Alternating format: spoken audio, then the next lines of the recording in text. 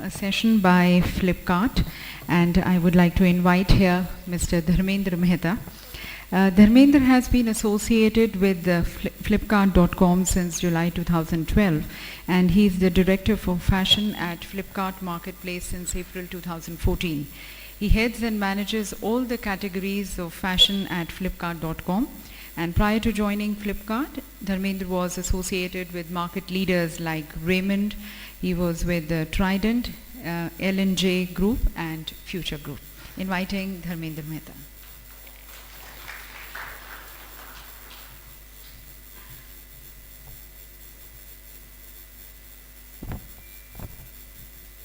Thank you, Sydney. Good morning, ladies and gentlemen. It's a pleasure to be here. I was extremely excited to hear some of the conversations this morning that were happening at the coffee table. Sometime in 2011, I was with Future Group and I attended a retailers conference where the panel was largely asked, what is your take on e-commerce?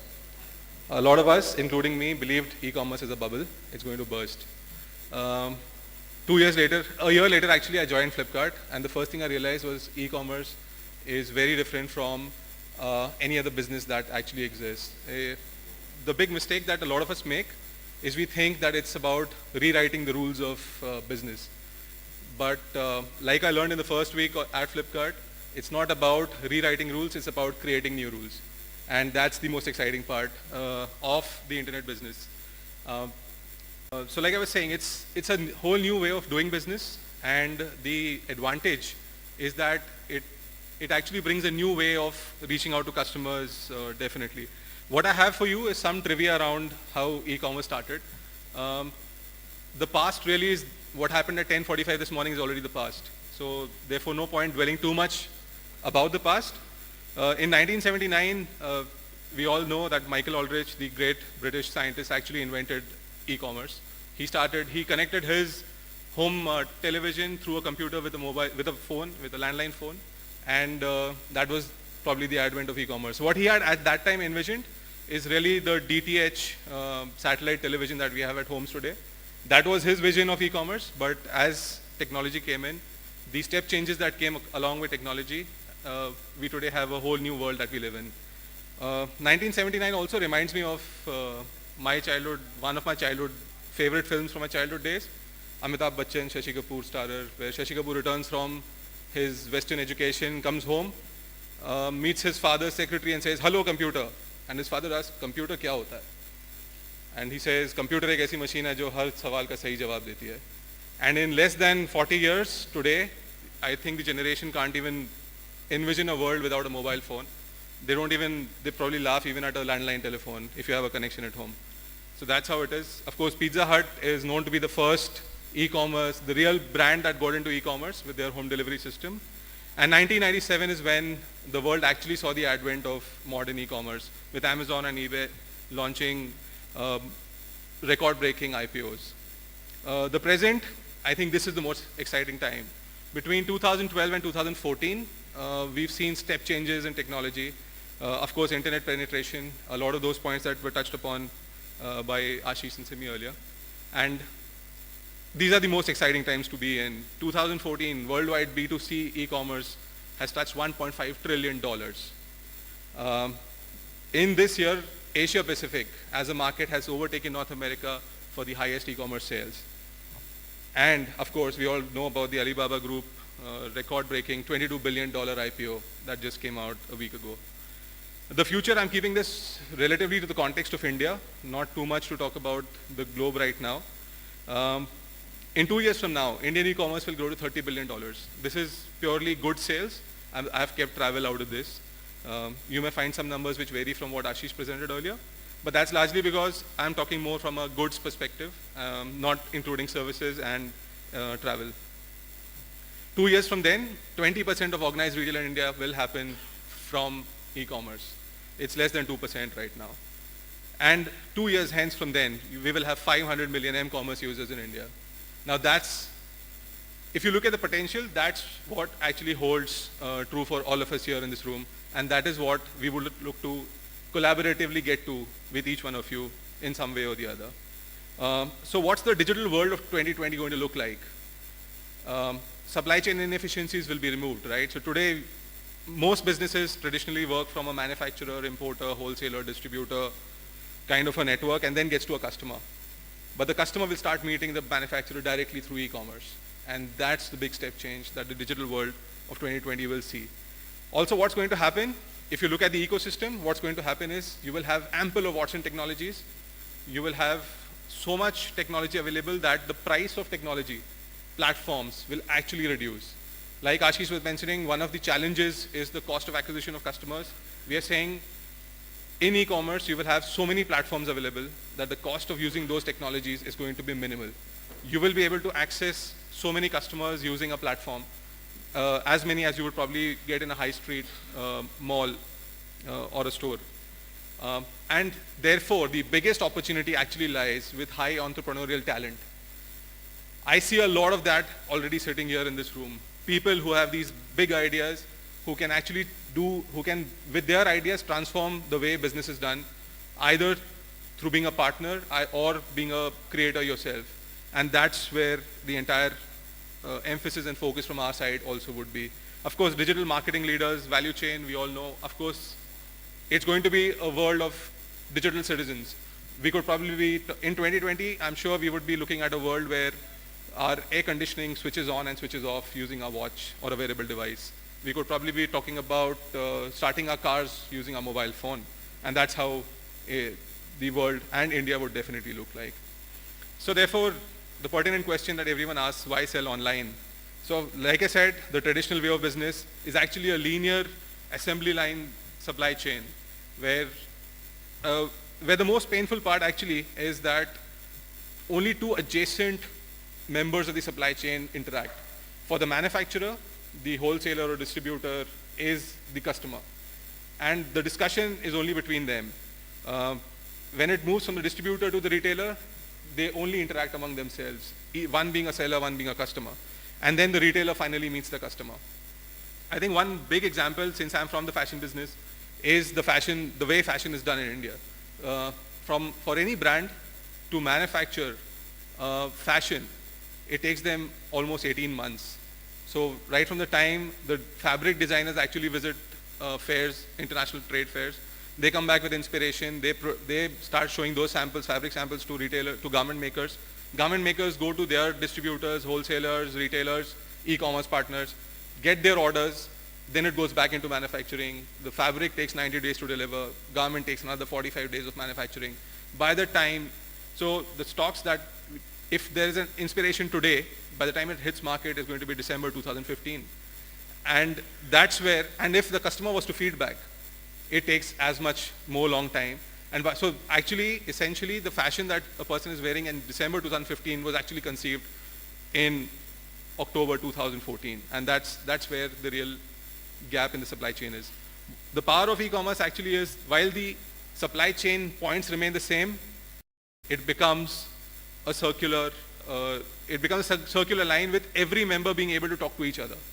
Now imagine a customer being able to feedback a shoemaker, saying, you say your size 9 is this, but actually, it fits me as 8. Now that's direct feedback going to a manufacturer. He's able to make changes to his shoe, and is able to achieve better economies and go back to the customer and have a much more satisfied customer. And therefore, when this circular fashion supply chain is created, it makes the customer the king truly. Therefore, a lot of times I'm asked by partners, why do you treat the customer like king? A lot of us ask this, right? We say probably Flipkart spoils customers for choice, but then that's the real thing. Customer actually has the power to go back and make changes in any part of the supply chain. And therefore, we actually say e-commerce truly makes the customer king. Now, what is e-commerce?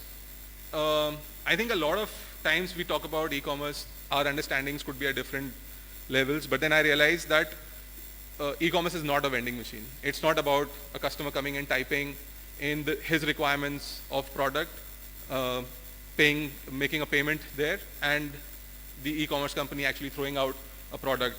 It's a tool for collaboration. It's the internet business. It's a tool for collaboration across partners, across channels. It's a tool for speed. Like I was saying, 18 months of manufacturing time, if you're able to cut that down, if you're able to, deliver products faster to your customer. That's essentially where the success of e-commerce lies, and it is a tool for growth. I think one point that I missed in the presentation is e-commerce is also a source of entertainment. Like Hiroshi Mikitani says, the E in e-commerce is actually entertainment. So today the customer actually looks for, is so evolved that they want entertainment along with their shopping. That is the reason why we go to malls. We have fun, we have movies, we have a whole lot of activities for the children, and then we also have some shopping to do. And that's exactly what internet does. It provides entertainment while shopping.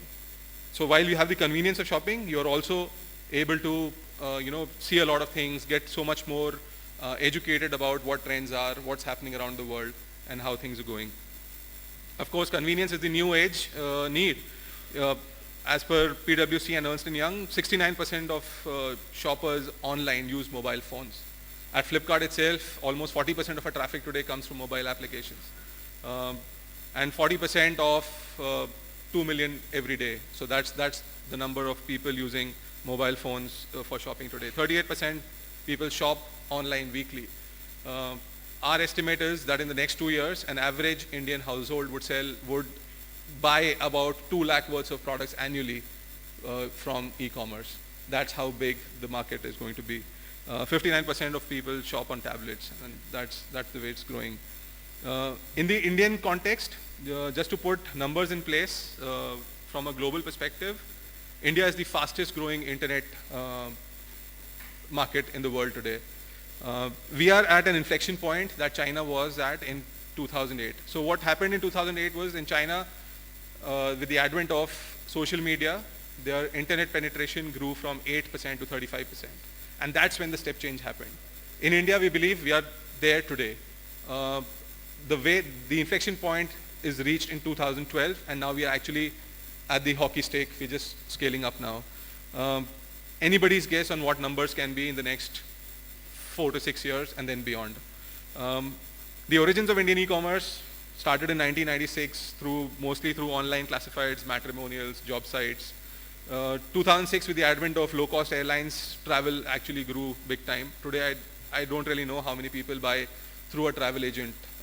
Most people I know make their travel arrangements using some portal. Of course, 2007 is when internet penetration started and the emergence of the online industry was. The current and projected market sizes, of course, this is only keeping goods in mind. We're not talking about services and travel here, but from 3,600 crores last year to about 17,000 crores. It's a CAGR of 50%. Of course, numbers there for everyone to know. We see these numbers every day, and that's how it is growing. Market size in terms of contribution, while we are 3.2% to organized retail, this year we will by 2018 be 16%, and by 2020 we'll be about 20% contribution to organized retail. That's how it's going to be. The big time, the actual tipping point, like I said, was 2012, when revenue of e-tailing actually started catching up with travel, and that's going to be the future. Ashish also touched upon this, and I think that's how it's going to be. In India, the key trends we see, lifestyle business, which is typically fashion, clothing, footwear, jewelry, watches, home furnishings. These categories will grow to 17,000 crores by 2016. The mobile shopping will grow 27x, and e-commerce visitors would have grown from 84 million to 240 million. These are the key trends that we see coming up. Of course, youth, India's edge in demographics is there. I think Simi touched upon it, saying by 2020 we would be the youngest population in the world, and that's really where the power is. Internet penetration in India in 2015 will surpass both China and USA with 38 crore internet users. And by 2016, we would have 1.2 crore orders placed online annually. That's the scale that we are looking at. Of course, the accelerator is going to be m-commerce, with from 200 million to about 500 million people using mobile phones for shopping needs. And that's how we are looking at it. Of course, there are some do's for the online space that we would want to share. You must find the right partner. Customer service, like I explained earlier, the customer is the most important person in the entire space, and therefore you will have to make sure that customer service is excellent. It drives you to an altogether different level of doing business. Of course, maintaining streamlined processes and state-of-the-art technology. And I think one of the most important things is having a robust social media presence. We encourage all our partners to have as much social media presence as possible. We've all seen, right from President Obama to Prime Minister Modi, we've seen what social media can do in terms of creating an awareness for products, for people, for services. And therefore, and also what happens is social media is evolving so fast. We all know what happened to Orkut when Facebook came. We all know what's going to happen to Facebook with WhatsApp coming up. So social media keeps changing. If you're going to keep yourself bucketed to only one, you would probably not grow as much. So keep yourself on as many platforms as you can, interact as much as you can with your customers, and definitely you will grow a lot more than you can organically grow. Of course, you can find all this and more with Flipkart.com. Just a quick introduction. A lot of these are things quite known to everyone now. Sachin and Binny Bansal founded it in 2007. Today we are ranked as the 7th most visited website in India as per Alexa. And we started with books, but eventually almost every alternate year we've added new categories. Today we sell everything from books to general merchandise to fashion to electronics, and that's how, and many more categories that we're going to be adding very soon. I think I'll leave this for the later. Of course, awards and recognitions keep coming. So I think the most fascinating part about Flipkart's journey is that we actually solve for industry level solutions. Like Ashish was mentioning, I saw some 8 points where he had pointed out the big constraints in getting into an online business. So the way we approach it at Flipkart is we solve for the industry level solutions. So things like cash on delivery, for example, it was a step change. It brought about a complete change and revolution in e-tailing in India. People started becoming more comfortable using it. Today, my 75-year-old mother actually shops online because she has the convenience of cash on delivery. And that's the power that it brought to the industry.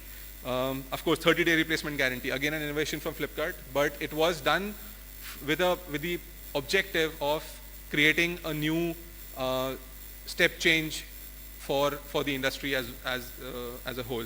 And that's where we want to actually keep focusing on. We say we want to create an ecosystem where all three, customers, suppliers, and the platform actually thrive together. And that's going to be the success for us as an organization. We launched our Flipkart mobile app now, and almost 40% of our traffic comes from there. So those are the things that we would be working on. I'll touch upon a few more innovations that we are going to be coming up for our partners, and that's how it's going to actually work on. A lot of presence in media these days, and we thank you for the attention. At Flipkart.com, this is how we are looking at the market. This year, 50% of e-commerce from the goods perspective is going to happen on Flipkart, and it's only going to grow. With the partnership with Myntra, we see fashion. In fashion, almost 70% of customers shop either at Flipkart or Myntra, and that's the entire market that's available with us. Our top selling categories, this is from a Flipkart perspective, largely, of course, mobiles, driven by mobiles in terms of value, but in terms of units, it's books and fashion which do the maximum number of sales for us. Electronics is a very big category. We are going to add new categories very soon. Traffic trends, of course, Flipkart is ahead of most competition by a large leap. If you wanted to look at numbers, this is how we stack up against most of our competitors in the market. The most exciting part is about the average bounce rates, which is lower than everyone else. So bounce rate is when a customer comes to a product page and then signs off from the website and goes to another website. So despite having the largest selection, there is so much relevance in products that customers actually end up browsing more on Flipkart. And like I was saying, entertainment, that's what it actually does. Customers are able to go deeper within the catalog and then find out what exactly they want to buy instead of going to another website and trying to buy. Our partnership philosophy is very simple. We're saying Flipkart is creating the ecosystem for e-commerce, which means there are 3 or 4 basic areas where we will work upon. The platform itself, which is the website, customer acquisition, all of that is what Flipkart would do. Payment methods, so we have our own payment gateway called Payzippy. We have our own logistics network, eCart, and we have a strong analytic and research team which helps partners, sellers, brands to make the most of their buying decisions for customers. The merchant strengths that we have is the uniqueness of product. While you could be in a category which could be as diverse as fashion, even if you're a t-shirt maker, there is enough and more opportunity for the right product with the right at the right price to sell as much as you can, and that's where we could really work on. We want to leverage the combined strengths of both these, the merchant and Flipkart, and reach out to customers with minimal cost, so as to make your offline or make your online reach as much as possible, and with the convenience of doing it from your office or your home as you would like to do it.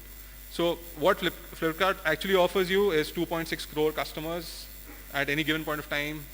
We have 40 lakh page visits per day. This will only going to double over the next 6 months. 24/7 tech and service support, of course dedicated logistics network, and a platform to grow your business without having to invest in additional warehousing spaces, personnel, infrastructure. It's a very simple business to work on. It's as simple as using Facebook. It's as simple as that. Our seller base today, we are largely spread across wherever sellers actually exist. So today if you look at, so it was the lower hanging fruit where we actually wanted to create a seller base. We went to areas where people were more enterprising and had already started taking part in the e-commerce revolution. But in the next 2 years, we will go to almost every state in India. You would have heard about us tying up with the government of India, with the Ministry of Textiles. We've adopted Banaras as a city. We want to take the weavers from Banaras. The idea is to make their lives so much better by giving them access to customers across the country.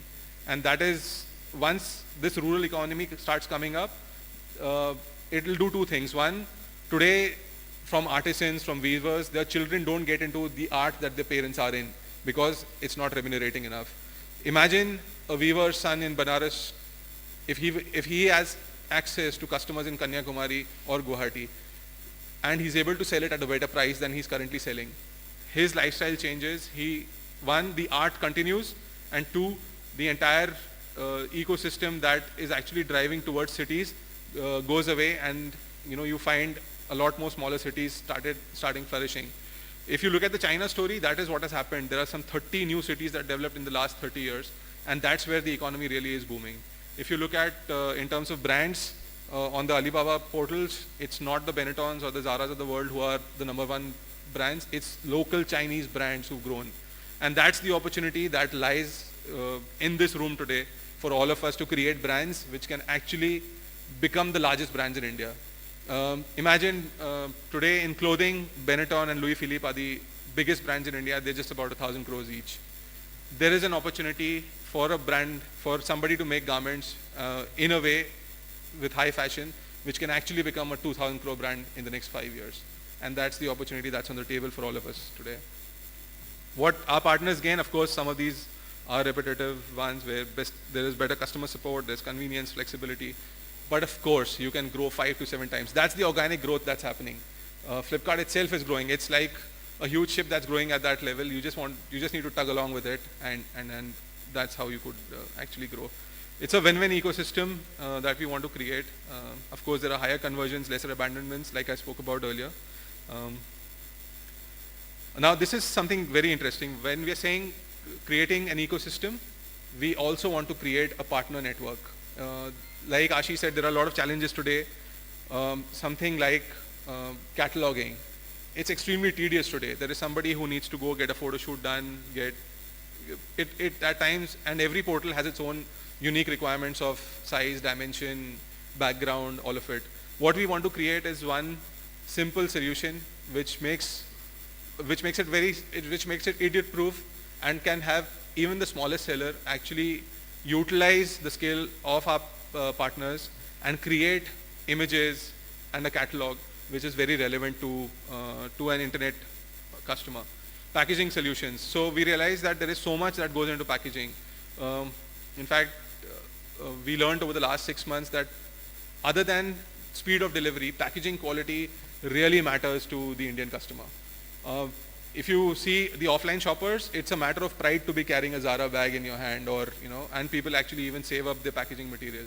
Likewise, when they get a badly packaged product, even if the product is not good, they actually tend to return the product saying packaging is very poor. So these are things that we could actually, we are solving for the industry, and we'd want our partners to start utilizing them a lot better. Advertising solutions, we get 2 million customers every day on Flipkart. That's immense. That is entirely available to partners with us. You are able to showcase your products to so many people at one go. Analytics support, self-serve of course, and seller support are things that we've recently introduced, and we're taking it to the next level as we speak. The value proposition for sellers is of course cost-effective customer acquisition. I think that was the first point in Ashish's presentation. And that's where we would want to help our partners reach out to these customers effectively. Brand building, like I said, there is an opportunity for any brand to become the biggest brand in that category in the next 2 years. Finance, like working capital. So we've actually tied up with providers of working capital for our partners.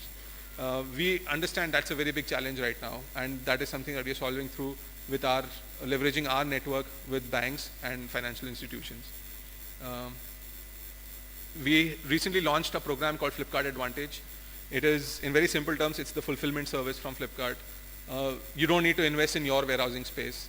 You just need to send your stocks to Flipkart's warehouse. The customer still sees you as the seller, but Flipkart does the entire packaging for you. We do the entire delivery. We make sure that products reach the customer as soon as they reach from Flipkart's own inventorized products.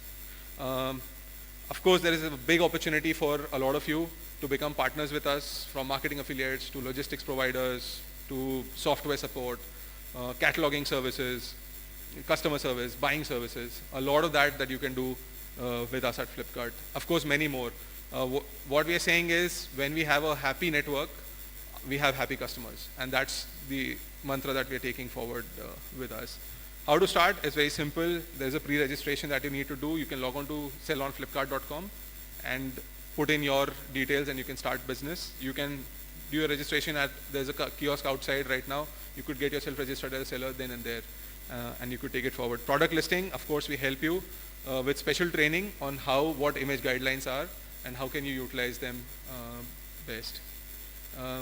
Learning and capability building is something that we stress upon for the entire network. I'll touch upon the customer experience piece of it today. The others, probably I'd leave it for another day, another event. So managing customer experience at Flipkart is extremely important, and there are some guidelines that I'd like to share with some of you who have aspirations of becoming partners with us. The dissatisfaction root cause for customers, 20 to 30% of it comes from customers themselves. If they don't understand the product, they don't know how to use it, or they have made an error in judgment of what is the size they want to buy.